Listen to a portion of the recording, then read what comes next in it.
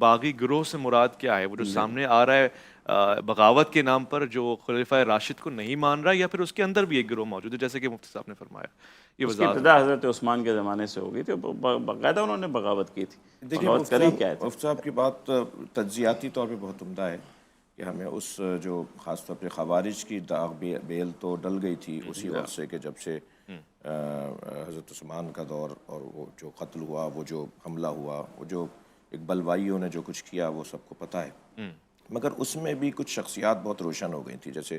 خود مروان سامنے آ گیا تھا کہ اس کا کیا کردار ہے۔ تو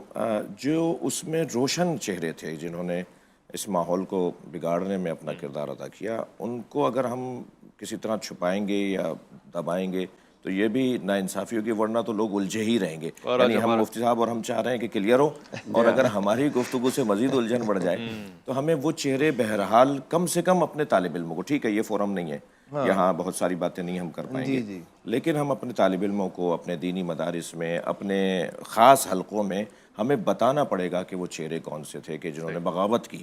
مثلا اگر مولا علی کی خلافت کو تسلیم نہ کرنے والی ایک لسٹ بنے گی، جنہوں نے کہا ہم نہیں مانتے، مولا علی نے اگر معزول کیا گورنری سے اور وہ معزول نہیں ہوئے اور اس کے بدلے میں وہ لشکر لے کر آ گئے، تو ہم کیسے کہہ سکتے ہیں کہ وہ باغی نہیں تھے؟ ٹھیک ہے، تو باغیوں کی اگر جو روشن چہرے ہیں، ہمیں انہیں بہرحال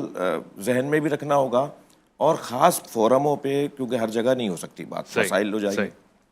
مسائل بنانے کے لیے ہم بیٹھے بھی نہیں ہیں، مسائل کو کم کرنے کے لیے بیٹھے ہیں، لیکن بہرحال وہ چہرے روشن ہیں۔ ایسا نہیں ہے کہ ہم مجمع میں بھیڑ میں انہیں گم کر دیں، جیسے کیا ہوتا ہے کہ جب کوئی فساد ہو رہا ہوتا ہے تو قاتل کو مجمع میں گم کر دیا جاتا ہے، بھئی کس نے مارا کس نے مارا، نہیں، بعض چہرے بہت روشن ہیں، جیسے میں نے عرض کیا کہ نہیں، اگر خلافت کو قبول نہیں کر رہے اور کہہ رہے میں نہیں مانتا، اور پھر مولا امام حسن کے زمانے میں جب حضرت کا قتل ہوا تو اس پہ پھر خوشی کا اظہار کرنا کہ ہم نے ایک انگارہ تھا جو بجھا دیا، اللہ اکبر۔ تو وہ ہمیں بہرحال پتہ ہونا چاہیے